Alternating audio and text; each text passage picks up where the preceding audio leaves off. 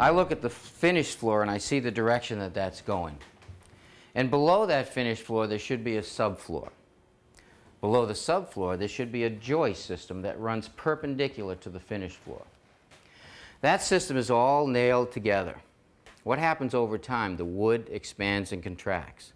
And as it expands and contracts, the nails become loose. Some of the nails become loose, not all of them. When they do, they squeak. Sometimes the nails squeak going in and out of the hole. Sometimes the boards themselves squeak against each other. Now, I notice when you put your foot down on the floor over here, can you step on that a little more? I noticed a little more deflection in that floor yeah, it seems to be going up and down. Deflection? Yeah, I'm wondering if this floor system was built on a sleeper system. What is a sleeper system? Well, let me see. Let's use this table here as your subfloor. And this clicker will be the joist. Now, a sleeper system would be thinner pieces of wood nailed on top of the subfloor over the joist, spaced across the room.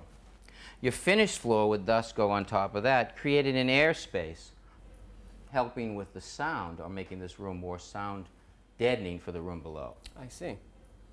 So, I have an idea of trying to stop this squeak, and I think whether it's a sleeper system or not, I think it'll work. Great.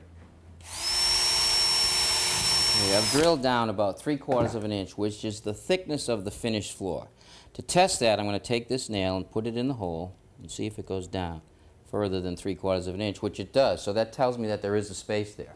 So this is a sleeper floor system. Exactly, exactly. But it doesn't matter whether it's a sleeper floor or two floors together. In other words, the subfloor and the finished floor touch. The principle is the same. We need to tie them together to stop the squeak.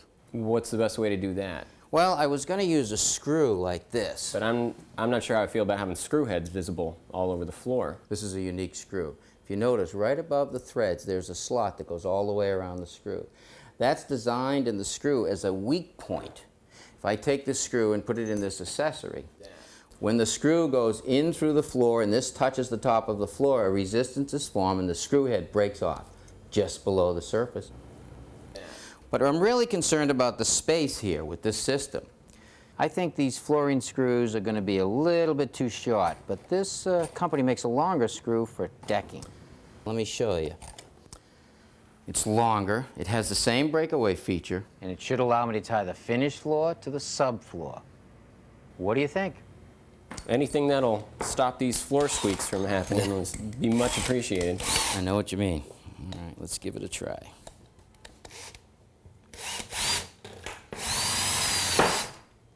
Okay. There's one right there. You want to give it a try? Sure.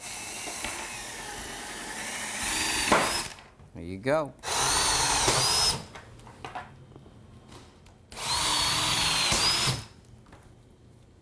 Well, what do you think? The floor is definitely a lot quieter. I agree. It is. I'm concerned about all the little holes that the screws have left, though.